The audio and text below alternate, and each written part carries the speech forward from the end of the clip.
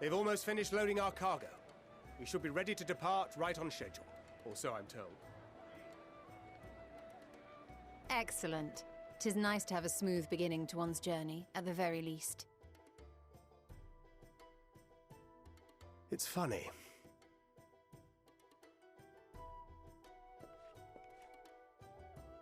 Master Louis Soir came here on a ship very much like this one. And now, years later, the street urchin he befriended that day is bound for his mentor's homeland. With his mentor's grandchildren, no less. Aye. 'Tis upon reflection that every twist of time's river and fate's whims are brought into sharp relief. Thou hast matured much in the intervening years. Wert thou not caught attempting to relieve Master Louis Soir of his purse scant moments after he made landfall upon this dock?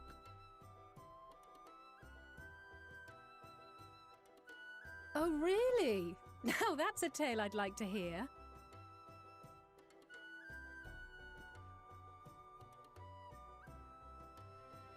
Will this be your first visit to Charlian, Sir Estinian?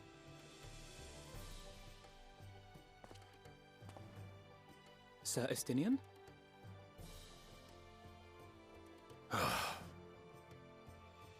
Are we strangers newly met? Why this stiff formality? I, merely meant it as a professional courtesy, since we are now colleagues in an official sense. I'd rather you dispense with the sirs, especially in private company. Or I'll be forced to respond in kind, little Lord Alphino. You've made your point, Estinian. Painfully well. Better.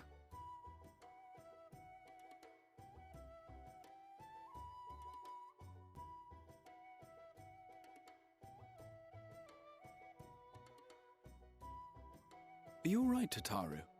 You seem positively distraught. Distraught? Me? Don't be silly. I think it's lovely that they get to see their homeland. It's just, we're trying to thwart the schemes of an army hell-bent on destroying the world.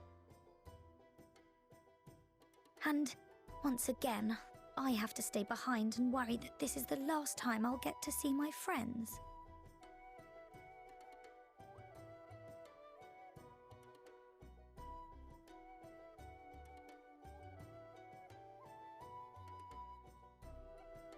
Well, that's hardly comforting. Ah, good. You're still here. Hori! Coulternay! What brings you all this way? We're to assist the Maelstrom and the Kobolds with a lunar primal operation, so we thought we'd see you off before heading to the tower. Flamine and the others wish you all a safe journey, and promise that they'll look after things here until you return. We will too, of course. Aye, we your fellow Scions of the Seventh Dawn will do our part to ensure the end of the world won't happen on our watch. We're set to sail! All aboard for Charlian!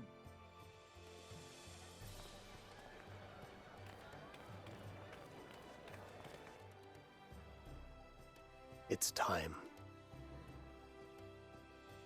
Then we must delay no longer. We will contact you the moment we learn aught of value. Wish us luck.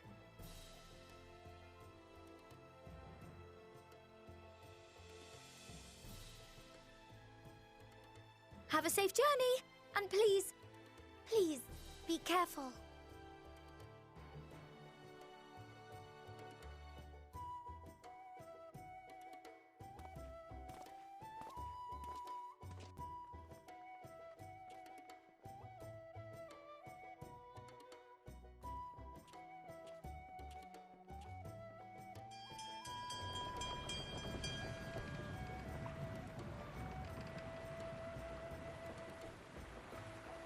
And so you venture forth unto the unknown. A fate beyond the horizon that cannot be divined. A future undefined and in flux. In uncertain times, naught but the simplest words of wisdom will suffice.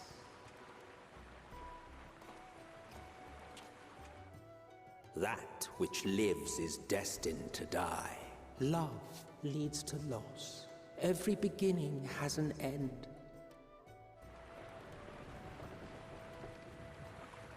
Treasure every moment, every step of your descent.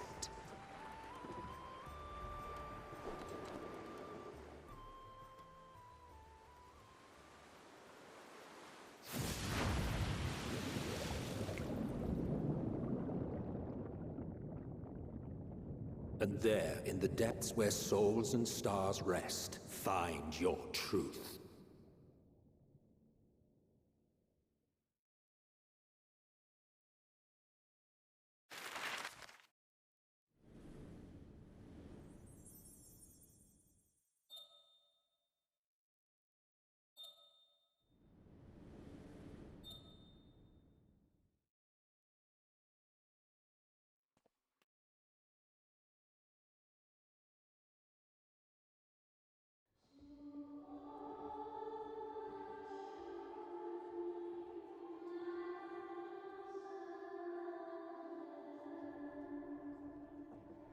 Here.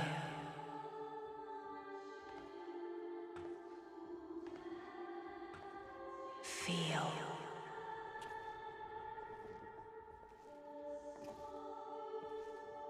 Think.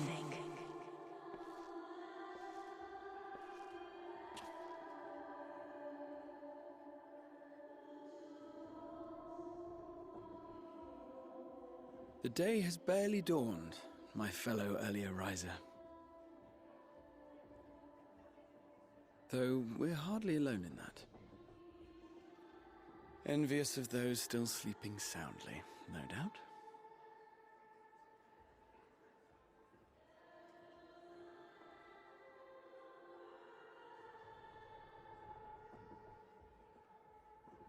Called out to you, you say? I've heard nothing myself.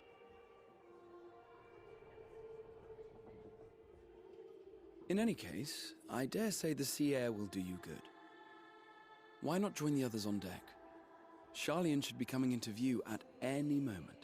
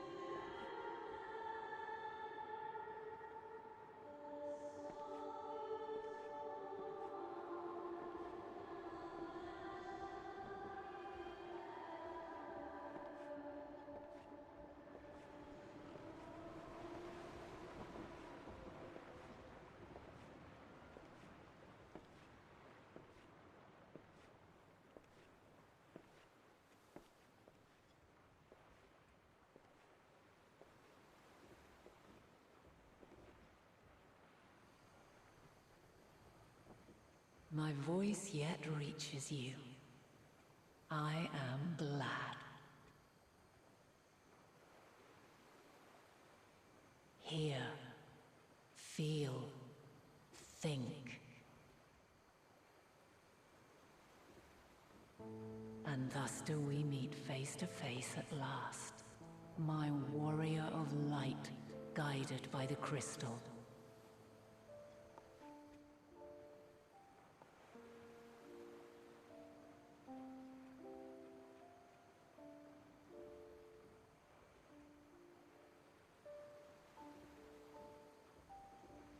After your sojourn in the First, I believe you have your answer. You have gained an understanding of what I truly am, what Hydaelyn has always been, a primal.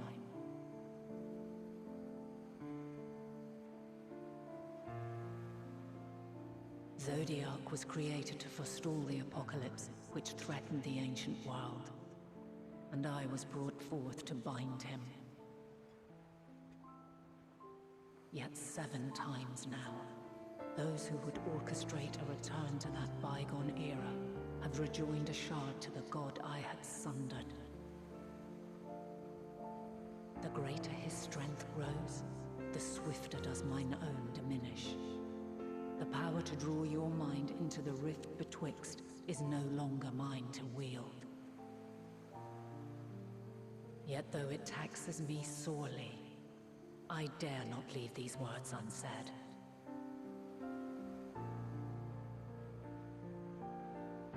Even bereft of my guidance, you and your companions have accepted the burden of this star's troubled past. A conjunction has begun to form, an intertwining of your time and mine. Wheels shudder and turn. Conflict looms, monumental, which will decide the fate of this world and all life upon it.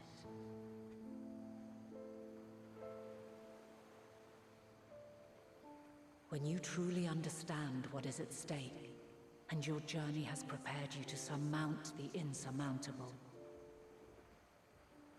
then shall I honor the promise made in another time, another age. Cast your peepers to the fore, folks. Sharlayan's just over yonder. I will not keep you further. Your traveler's heart must yearn to behold this unfamiliar land. We shall meet again, and soon.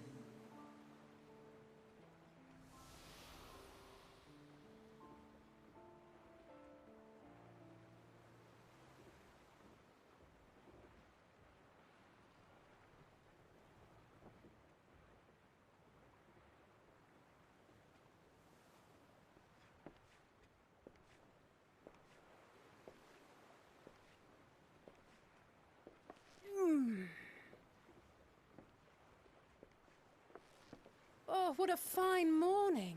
Oh, still a bit stiff, though. And a good morning to you too. Taken a look at the island already? Then let's go. Let's go! Might still be room in the prow if we're lucky.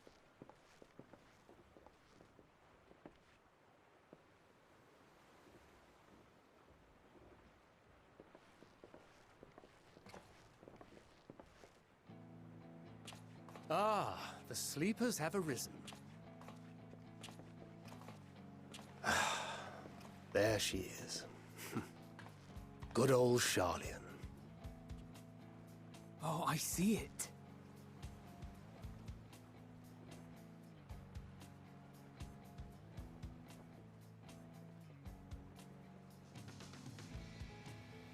Home. Home at last. Well, maybe not in Father's eyes, but we'll manage on our own, if we must. You do know you're not alone in this, don't you? Indeed. 'Tis as Sir Estinian saith. Forget not the comrades who boarded this ship at your side, I prithee.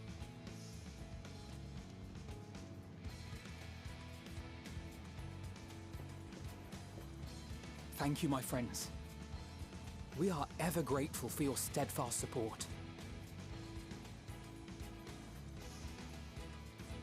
Upon arrival, we will be disembarking into the heart of Sharlayan proper.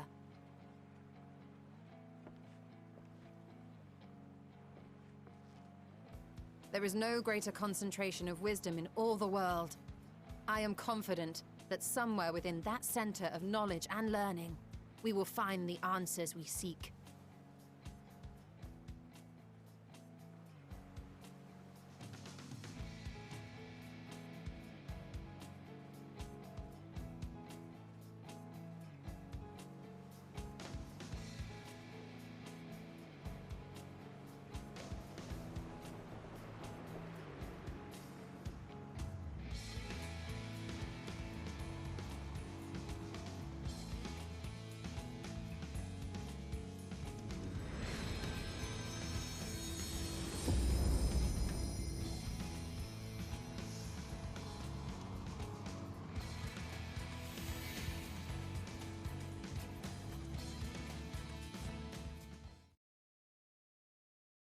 Sharlian, the solitary island nation of the northern seas. Where under the watchful gaze of Thaliak, patron deity of scholars, academics hoard all manner of knowledge and secrets. Once, they deigned to accept foreign students into a distant colony maintained in the Dravanian hinterlands. How swiftly they abandoned it once the first Garlean boot set hostile foot on Alamegan soil. So averse to the prosecution of war, these men of wisdom, your would-be allies.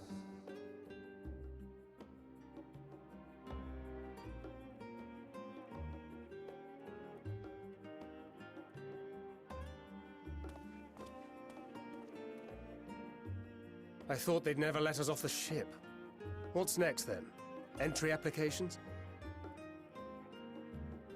Hopefully they find no cause to deny us.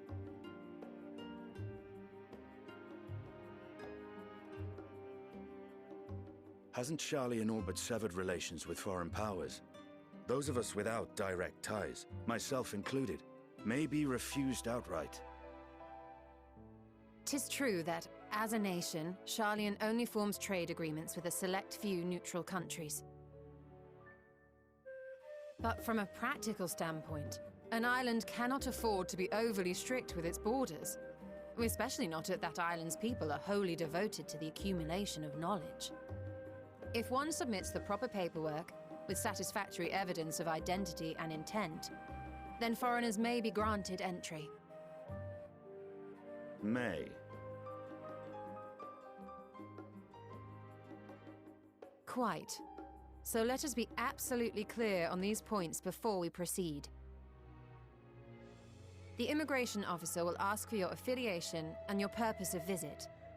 Considering Sharlian's views on intervention, I strongly suggest we avoid any mention of the Scions. Kral has laid the groundwork for us to act as associates of the students of Baldessian, and our ostensible reason for being here is to aid in their order's restoration.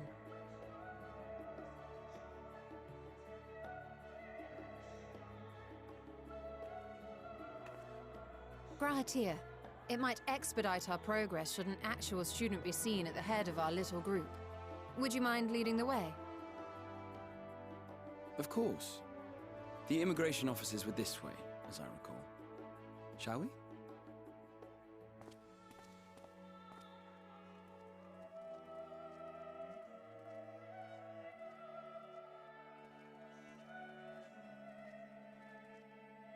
Greetings.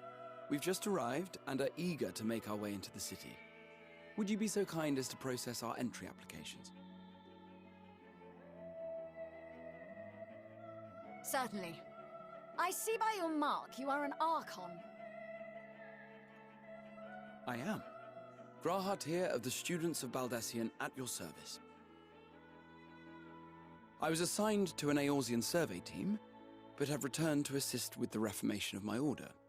My associates here will provide additional support.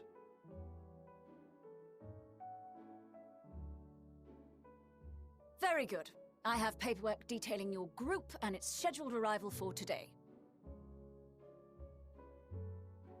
And it seems some few of your companions are also Archons. If you'll step forward, we can process those applications first.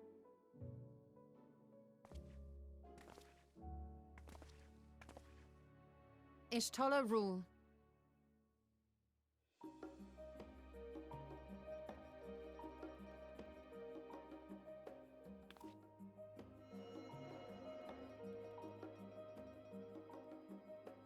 See how it glows. That list is etherically linked with the citizen registry kept in the main repository.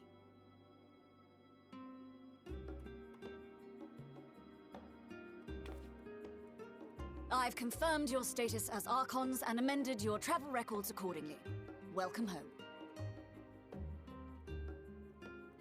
Now, who do we have here?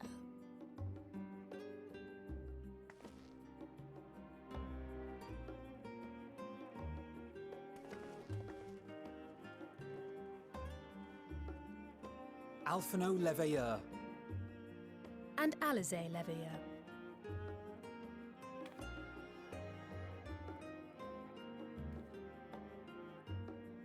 Your applications have also been approved. Having said that, the streets are abuzz with talk of how House Leveilleur's lord disowned his young progeny.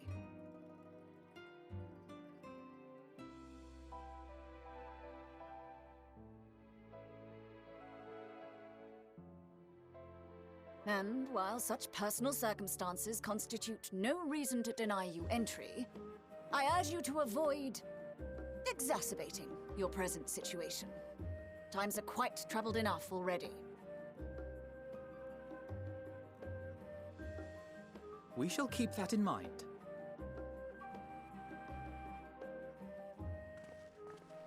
These last two are not Sharlayan natives, but you will find their credentials are in order.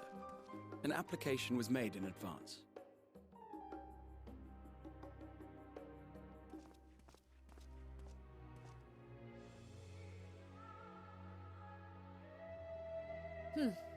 Name and occupation?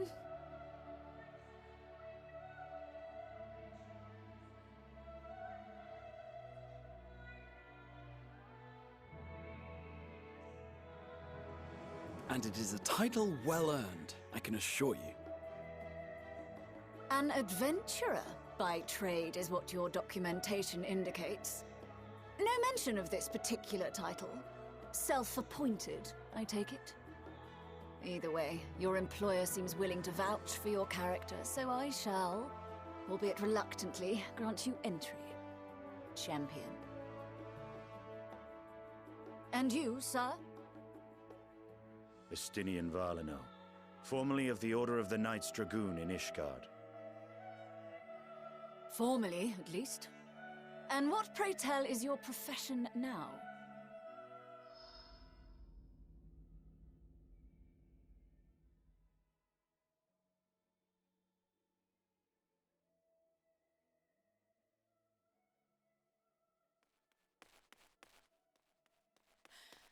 If you'll allow me...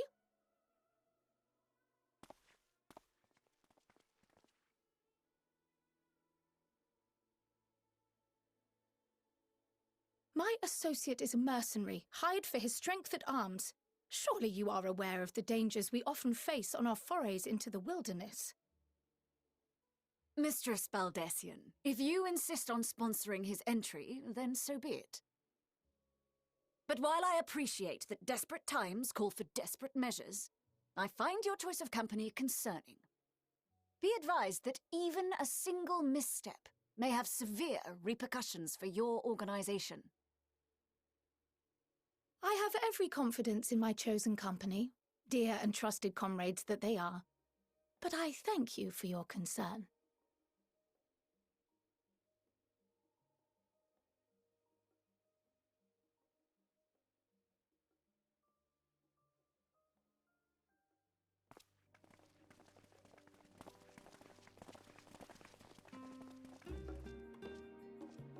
Croyle! It is good to see you. Likewise. Long voyage notwithstanding, you all seem none the worse for wear. There is much to discuss, but this is hardly the place. Let's be on our way, shall we?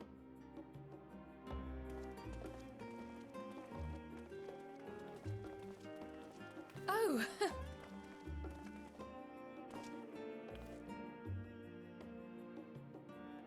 Welcome, friends, to Sharlayan. As your mercenary, I should hope my welcome includes a generous salary. Well, I had to say something, Sir Taciturn.